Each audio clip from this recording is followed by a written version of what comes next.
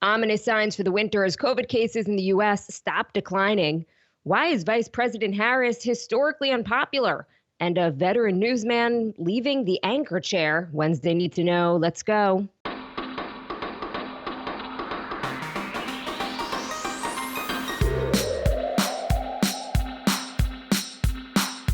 Good morning. This is Cheddar's Need to Know podcast for Wednesday, November 10th. I'm Jill Wagner with Carlo Versano. Good morning. Happy hump day, Wags. How are you today? I'm okay. How are you doing? Oh, I'm tired. We started giving Franny some solid foods, which is so funny. Oh my God, I love it. Like just watching her like little reactions to the different tastes. It's like so cute. I just can't stand it. I can't believe I feel like I'm maybe like a grandmother, but it's like she's growing up so fast. I can't believe she's on solids already. It's amazing. It really is. It's so funny. I gave her a Sour Patch Kid last night, and I just watched her face like contort. I'm kidding. I didn't really. I don't think that's how it's supposed to go. You're supposed to start with sweet potatoes or something. Yes, steamed carrots. Sweet potatoes. Yes, nobody call Child Protective Services on me. I didn't really give her. She's not there for your entertainment, Carlo. I know, you're right. All right, let's get to some news here. After weeks of steady declines, COVID cases across the country are once again either flatlining or rising. Parts of California with lower vaccination rates are seeing hospitalizations rise by 20%, but even highly vaxxed areas like Orange County are up double digits since Halloween, while deaths are continuing to decline nationwide. The national caseload now up 6% on the 2-week average, according to the New York Times database. Yeah, we talked about this a little bit yesterday. Parts of Europe also in the midst of this new resurgence, even in some countries where the virus was really thought to be under control in Western Europe. You're seeing this sort of continental divide open up across the pond there. We think vaccine hesitancy is bad here. I was just talking to Becky, who, of course, is from Romania, which is now the worst in the world in terms of the death rate. A lot of those countries, a lot of those sort of former Soviet satellite countries in Eastern Europe, they have even less trust in authority that we do here, and they have a real vaccine hesitancy problem. But yes, this is something to keep an eye on. Again, cases are probably not the best metric at this point in time, but when you see a steep decline start to flatline, which is what you're seeing now, plateau, that is, some cause for concern, right? I don't know. I don't know if the microphone just picked up my stomach gargling, but I just want to acknowledge that was my stomach. I didn't hear you. Okay. I don't know what I think. I don't know what's going on. Look, I think I think it's concerning because of the timing as well, because it's getting cold. Everyone's going to be doing stuff indoors again. The holidays are coming up, and we know how disastrous that was last year. Hopefully not the case this year. Pfizer also asking the FDA, by the way, to give emergency use authorization for its booster to all Americans 18 and up, not just older Americans and those at high risk. Pfizer's new study found that a booster could restore protection against symptomatic infection to about 95%, even as Delta was raging. So that's a good news. I don't think this approval, though, is a sure thing.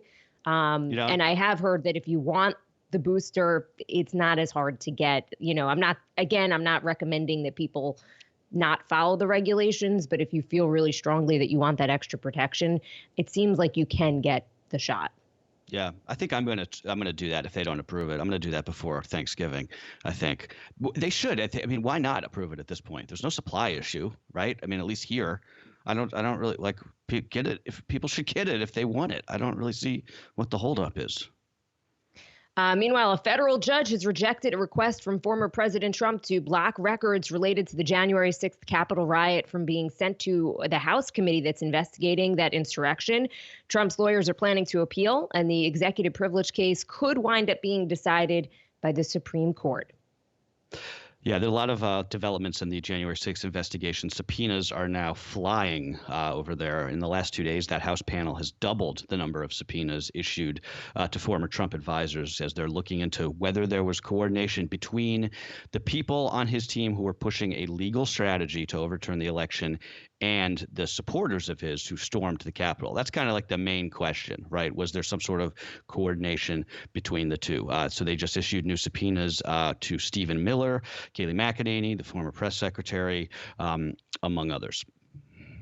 Vice President Kamala Harris, currently in Paris, where she's going to be meeting with French President Emmanuel Macron today to try to smooth over that recent diplomatic flare-up between the U.S. and France. Back here at home, though, her popularity or lack thereof is becoming a cause of serious concern for Democrats who saw her as President Biden's heir apparent, whether in 2024 or 2028. According to a recent USA Today Suffolk poll, her approval rating is 28%. That is a full 10 points below Biden. That poll, man. Woo, woo, woo. Yikes. That is an historic low for any vice president in the modern era. Worse than Dick Cheney's worst polls during the Bush administration. Yowzer, man. Sometimes I just feel like I don't understand the country I live in, but that's, of course, an issue for another day, I guess. I don't know, man. I mean, I don't think Kamala Harris is a particularly strong politician, and I don't think that she kind of has the juice to be the president. But I don't really get the hate. I mean, first of all, she's rarely even seen or heard from in public, right? I mean, even less so than the president. So, I mean, some of it I think you can probably chalk up to the fact that she is both a woman and black. But I think there must be something more to it to see numbers that low, right? Am I wrong? No, I mean, I agree with you. I think that some of it could be just an undercurrent of sexism and racism. Yeah. But maybe that's the problem, that she hasn't been out there. You know, the fact that we're not really sure what she's up to and you haven't really heard much from her, maybe that is part of the problem. Biden put her in charge of immigration, you know, just tackling the root causes of immigration. Yeah. I would have basically, if I was her, said, assignment not accepted. I mean, that is, how are you solving that? It's such a complex issue. We have been trying to figure out an answer to the immigration issue for decades. So I don't know. I mean, that seemed to be a really difficult assignment. Didn't he give her another crazy assignment like that too? He gave her, he came out of the gate and was like, okay, I'm going to give you like the hardest parts of this job. So maybe that has something to do with it. People are like, I thought she was supposed to solve the border crisis and she hasn't. I don't know. All right. The family of Bharti Shahani, a Texas A&M student who was injured in the Astroworld stampede, said that she has been declared brain dead, while Ezra Blount, that's a 9-year-old boy who was trampled at that event, also said to be fighting for his life. He is in a medically induced coma. Meanwhile, the lawsuits are piling up against Travis Scott, Live Nation, NRG Stadium as the investigation into what happened last Friday continues. Scott reportedly partied with Drake at a Houston Dave & Buster's after the show, allegedly unaware of the extent of the tragedy. Yeah, that's coming from TMZ this morning, which is saying that he was there, didn't really, at least according to TMZ, wasn't aware of how bad things were, and then was told and then left that after party. But needless to say, not a great look for him.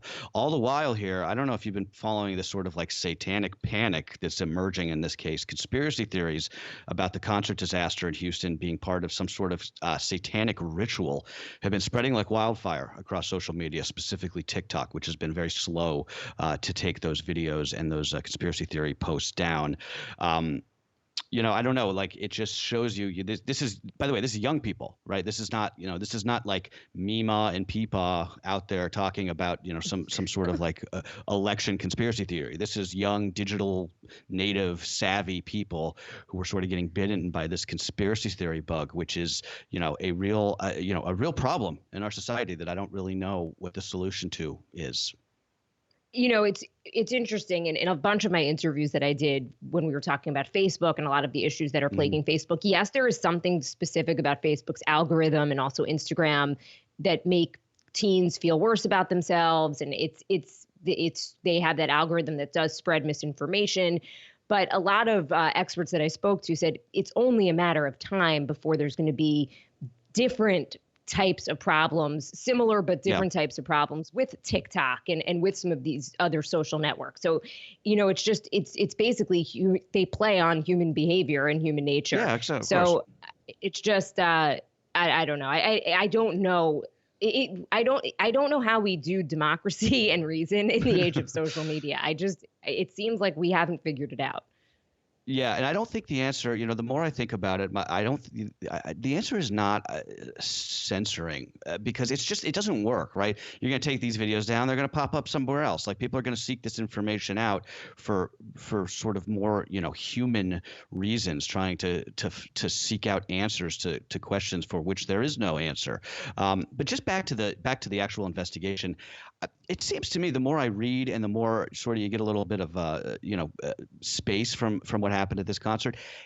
Live Nation, I mean, they were the people who put this concert on, right? They were the event planners, they were the organizers. It seems to me like if anybody has the most blame, seems like it should be going in Live Nation's direction, not necessarily in Travis Scott's direction, not necessarily in Houston Police Department's direction. I'm sure there's plenty of blame to go around, and we will see that in the investigation. But again, the concert promoter, they're the people who are in charge of making sure that these venues and that these events are safe for people, right? Switching gears, Carlo, another major test of the newly resurgent labor market starts today in Buffalo. That's where about 100 workers at 3 Starbucks locations will start voting on whether to unionize under the affiliation of the Service Workers Union. Starbucks, which has no unionized U.S. stores, has been trying to get that vote delayed. The company even dispatched founder Howard Schultz to the Buffalo area to speak with employees, many of whom are complaining about chronic understaffing and other conditions. Schultz drew some parallels between Starbucks workers and Holocaust prisoners. That analogy, many people, a lot of workers there say they just found that inappropriate. Yeah, remember Howard Schultz? I don't think he's helping. I don't think he's helping the cause here. I mean, I don't know if you remember, he was sort of like bullied out of the Democratic primary last year, just for appearing so incredibly out of touch and even condescending. His presidential run lasted, I think, even less. Even shorter than Bill de Blasio's. So I don't think he's a good messenger necessarily for Starbucks here. But if this union vote succeeds, it will be a first for Starbucks. And the thing with these union votes is they start small, right? They start at a couple stores in one area, but then they often spread, which is why you're seeing Starbucks bring out the big guns to try and stop it. You're seeing similar union drives at places like Dollar General. There's another push at some Amazon warehouses after that last one in Alabama failed. Deere and Kellogg workers still on strike a month into this now. So we will see that vote is probably going to take a couple weeks to be counted. Starbucks is interesting because the company famously treats its employees well. They provide good benefits. They help pay for college. But as we've discussed, the power has shifted back to the workers in this country for the first time in a really long time. And given that there's a labor shortage, who knows what's actually going on? So, Starbucks stores that are trying to stay open may just be pushing these workers to their limits. That's just a guess, but it's just, I think, speaking to this time that we're in, which is just a very bizarre situation when it comes to job openings and labor shortages. On the issue of the Holocaust comparison, I think, can we just all agree that nothing was really like the Holocaust? Not vaccine mandates, not working conditions at Starbucks. Like, let's just agree on that, please. Yeah, I mean, it's you. just kind of wild, the state of discourse in this country. I did look up what he said, though, because I was curious, like, what could possibly be the comparison? Because it just seems a little bit bizarre. It is a little bit different than some of the other ridiculous comparisons. Sure. And I just want to read what he said. So Schultz, by the way, is Jewish. He said, according to The Independent, he said a rabbi had shared a story with him during a trip that he was taking. And he said, the rabbi said, 1 person for every 6 was given a blanket in rail cars that were headed to Nazi concentration camps. And the person who got the blanket had to decide what to do with it. And then Schultz also basically said, so not everyone, but most shared their blanket with 5 other people. The rabbi says to me, take your blanket and go share it with 5 other people. And so much of that story is threaded into what we have tried to do at Starbucks. Again, I think that story was not needed or doesn't make too much sense. I don't even really follow it. Yeah. I can't even, I had to read that bunch. And I didn't listen to the audio of what he actually said, but can we just put the kibosh on the Holocaust comparisons in general? From your lips, my friend. But just back to the one thing you said about why are they unionizing, given that Starbucks is known to be a generous employer. I think that that's actually, if you're a particularly generous employer in terms of benefits and wages, I think that's what makes you an ideal target for union organizers, right? I think it's just people are like, well, you set up these expectations for us, and meanwhile, I'm working 12-hour days, and my wages aren't going up with seniority. So I think that actually works against them in this. But also, I just wanted to mention very quickly on this before we move on. One thing that's fascinating in sort of like the labor shortages we've been talking about is what's happening in the sort of quote unquote delivery wars between UPS and FedEx. UPS has a unionized workforce, and they're known to be another generous employer, good benefits. FedEx does not. Their drivers are contracted, and that was supposed to kind of give them an edge, and it's actually put them far behind UPS. UPS is crushing it right now because they're not dealing with the labor turnover that a place like UPS is, that a place like FedEx is, and that's largely because they have a unionized workforce. That's really interesting. I hope that this is a moment in time where just overall companies realize you've got to treat workers well. You have to treat people with respect. Yeah. As you said, unless you're basically like the CEO of a company, you basically work your whole life. You get 2 weeks to yourself each year, and you just kind of a cheap gold watch if you're lucky. Yeah. General Electric is breaking itself up into 3 distinct companies. GE says it's going to divide itself into separate units for its healthcare, energy, and aviation businesses, and then spin off the healthcare and energy companies. The GE name is going to live on with the aviation company that makes jet engines. GE has been in the process of shrinking itself for years amid a lagging stock performance, and the move is going to essentially end the conglomerate that was born out of Thomas Edison's invention of the light bulb. Their stock has been on a tear, though, recently. Yeah, this year. And I think even yesterday after they announced the split. Did you work for NBC when they were owned by General Electric? You must have, right? Yes. Yeah. It was always so weird to me. It was like the weirdest corporate marriage ever, right? It was like this company that makes jet engines and MRI machines also produces Seinfeld and Dateline. And I think they finally realized that didn't make sense, and then they got rid of NBC. Comcast bought them. But I always kind of liked the history of working for a company like that was just like so integral to the manufacturing history of America, right? It's sort of like the original American manufacturing company back when we used to actually make stuff in this country. So I guess times a change, and I guess. Speaking of NBC, Brian Williams is leaving NBC News and MSNBC next month. The veteran newsman reportedly passed on a contract extension and says he'll, quote, pop up again somewhere. Williams has been with NBC for 28 years, most recently as the anchor of MSNBC's popular late night news hour. He was given that position after he lost his gig as the nightly news anchor after admitting to exaggerating a story about a reporting trip to Iraq. Yeah, Williams, the latest and biggest name to step back from the Peacock network. Casey Hunt, one of their big political reporters. She was recently poached by CNN. Rachel Maddow ending her nightly show next year. I think she's going to stay on in some sort of other capacity, but that's a big deal. That's MSNBC's highest rated show. The cable news business, if you're interested in this kind of thing, in disarray right now. I think they really have not. It's not just MSNBC, but they have not figured out how to hold on to an audience without Trump making news every day. And time for a little more to know before you go. Rivian goes public today. The electric vehicle maker has priced its IPO at $78 a share, valuing the company at more than $66 billion. Rivian's just started deliveries on its flagship electric trucks. NASA says it's bumping back its plans to send humans to the moon by at least a year. The space agency now says they won't be able to meet the target for a lunar landing in 2024. They're going to plan for 2025 at the earliest. Interestingly here, NASA's general administrator blaming that delay on lawsuits brought on by Jeff Bezos' Blue Origin, which sued NASA after the contract for the lunar lander was awarded to rival SpaceX.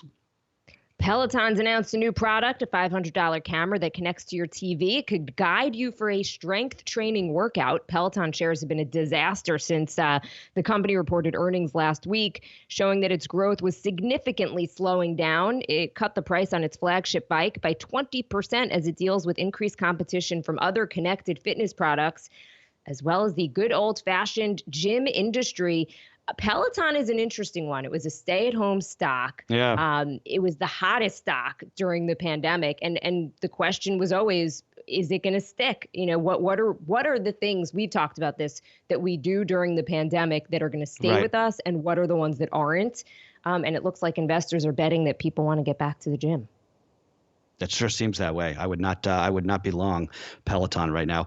And finally, California Governor Gavin Newsom has just popped up after going nearly 2 weeks without a public event. Newsom explaining to reporters yesterday that he canceled a trip to the COP26 climate summit in Scotland at the last minute because his kids begged him to stay back to go trick-or-treating on Halloween.